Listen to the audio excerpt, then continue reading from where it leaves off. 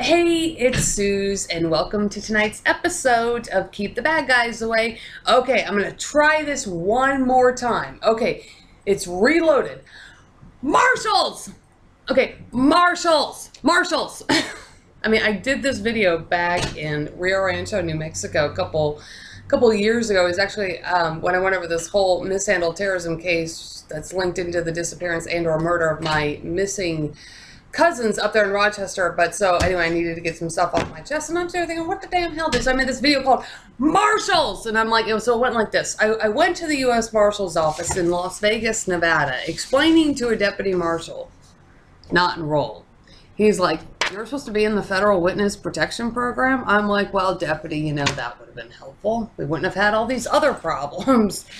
You know, okay, so then, you know what, and I keep trying this, because, you know, it seems to work because it hits that shock factor. So when I was working up in Bethel, Alaska, in the emergency room, you know, I saw a cop. Oh, he seemed like a nice cop. Okay, so I went up to the cop. You know, it's kind of one of those things, the cops come in, they drop off these patients in the emergency room. A lot of them are crazy drunks, and then they just dump them for us to deal with. But anyway, so he seemed like a nice cop, so I went up to this cop, and I was like, hey, you know what? I want you to see this. I'm having some trouble with the Federal Witness Protection Program, and so I gave him this, and then he came back up to me like, you know, later on, and then, you know, he was like, you know, I'm sitting at the desk kind of like this, and he's leaning over on the side, and then he's like looking at this, and he's like, you're supposed to be in the Federal Witness Protection Program? I'm like, yeah, as a matter of fact, I'm supposed to be in that. You've heard of that program, WITSEC. It's called WITSEC, short titled WITSEC.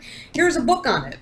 And you know, in my little short story called Bait Life Outside the Federal Witness Protection Program, it's on Amazon. It's actually, you can get it on Amazon for Kindle for like a couple bucks, but you can actually download it off of Scrib for free. I just changed that. So it's actually talks about some of the hell that I went through over many, many years, which is what caused ICE up there in Washington to write that letter, this letter in the first place. And it's actually filed with a Clark County, Nevada case. It's a state case. It's Citibank Asset Acceptance LLC, Citibank versus I through X inclusive me. So, but anyway, that gives you an idea of kind of the hell I've been through if you want to read it. Like I said, you can read it for free. But in that book, Bait Life Outside the Federal Witness Protection Program, I talk about how I read this book, WITSEC, inside the Federal Witness Protection Program. So if you have read this book, it has been around for decades. Okay, one of the guys that wrote it, Gerald Schur, he is the founder of WITSEC. He's the one that came up with this whole idea that the government needs some kind of program to protect witnesses from organized crime, and so they will testify in court. So, and if you read it, it talks about all the great and fantastic things that the Marshal Service does to relocate witnesses, give them new identities, and keep them safe. And it also, interestingly, talks about how the FBI does play games with some situations. But anyway, it's a very good read. But my whole Keep the Bad Guys Away campaign is because I am not in this program. So this is like, okay, this letter, problems with the Federal Witness Protection Program. Okay, not in it. So, like I said, when you're in it, life's a little bit better. It's not perfect, but it's a little bit better. When you're not in it, life's really, really rough. But boy, I'll never forget this police officer, Andy Reid. I mean, he was just like, whoa. And you know what? The interesting part about it, I've shown this letter to many U.S. Marshals. Like I've gone to the federal buildings. I've gone to like either the federal courthouse, bankruptcy, where they do the bankruptcy cases, or I've gone to their main office, and they just sit there and they just look at this.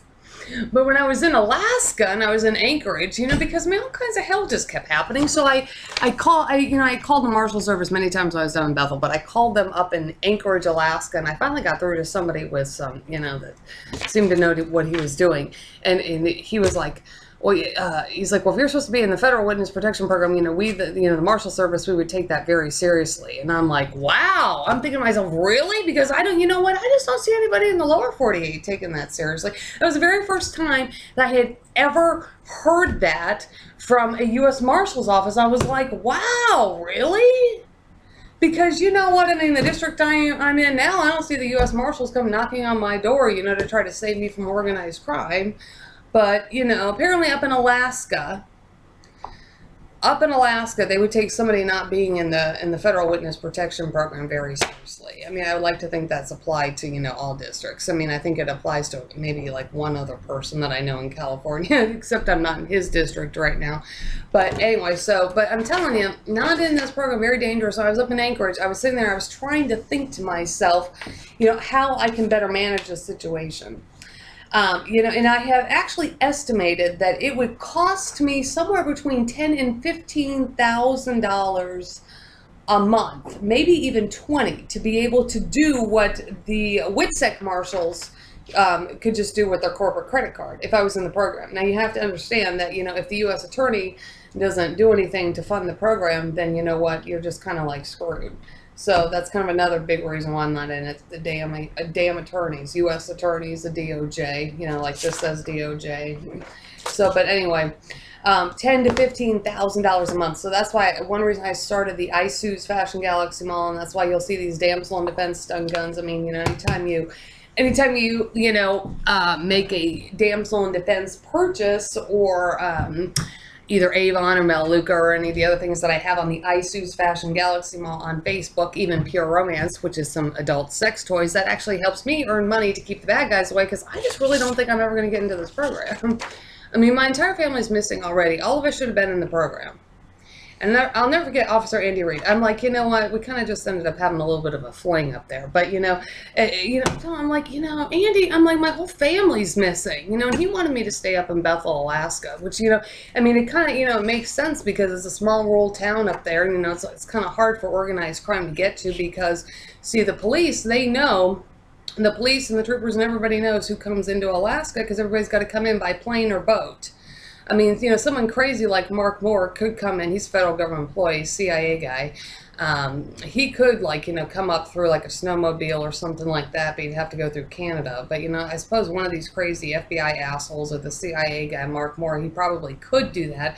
But just generally speaking, everybody's either got to get on a plane or come in through a boat. You know, they have to go through customs. So it's actually, you know, staying up in Alaska or staying in a rural part of Alaska like Bethel, would have been very, very good, you know, my situation, especially since my whole family's missing. And then, you know, I'm in a small little town, you know, everybody would know me. And then, you know, the local PD and the troopers and everybody be watching out for me. But, you know, God forbid, of course, could I, you know, get a nursing job there after 13 weeks? Of course not. Of course, I can never get a nursing job in an area which might be a really, really safe place for me to be, or the safest place, or one of the safest places that I could possibly be when you're not in this program. But, you know, and I think one of the reasons why I have trouble, like staying up in Alaska, staying either in Bethel or staying in Anchorage or up in Barrow, Alaska most recently, is because the prime ring, meaning the FBI, just wants to use me as bait for terrorists. I mean, that's in my book. If you read Life Outside the Federal Witness Protection Program, it talks about how the FBI just uses me as bait for terrorists. I mean, that's all the hell they want to do. So they couldn't get away with that up in Alaska. That would be much harder for them to use me as bait for these damn criminals in Alaska. But in the lower 48, it's much easier for them to do. And it's harder for the FBI to manipulate people up in Alaska because they can automatically interpret fraud and garbage. So it's really, really interesting why I cannot seem to stay up there in Alaska, you know, whatever. But that is the antithesis of, you know, like, marshals, I'm not in this program. I mean, can you pitch in? The marshals in Maine pitched in when I had a property cybercrime with Staples. The marshals in Oregon pitched in when I had, you know, a financial crime hacking of my account. But, you know, I don't know. I haven't been able to get the marshals where I am right here today to really be able to get, you know, to pitch in. I mean, so, you know, I was trying to get to the big guy, like the actual U.S. Marshal, you know, but I haven't been able to get to him yet. But so a lot of the problems that I'm having most recently, work-related problems and other things, not being able to get the kids, is because, you know, when you can't get federal help, and especially if you can't get any help from the big guys, life's really rough. So looks like I'll just be hanging on for strings. I'll be keeping my damsel in defense pepper spray handy, my damsel in defense stun gun handy, and if they send any of these damn jackasses near me, I'm just going to have to blast them. I mean, you know what? Because I know how the FBI works. I know how the FBI, CIA, Al-Qaeda task force force works. I know that they hack local police departments. I know that they pay off people all the damn time. So if they try to do that, you know, if they keep doing what they're doing here in the district where I am in California, you know what? Somebody comes after me, they're just going to get it. And if they wind up dead, I don't really give a shit. I mean, because that's at the point that I'm at, because nobody wants to protect me from these damn jackasses under an official program. And let me tell you, if I had to sit here and write a book about everything that I have been through, you know, in the last 10 years, it would be like 100 of these. So anyway, that's what I said. Life's really rough. So, but anyway, that's tonight's episode of Keep the Bad Guys Away. Check out my short story, Bake Life Outside with Set. Check out this book, and I'll see you next time.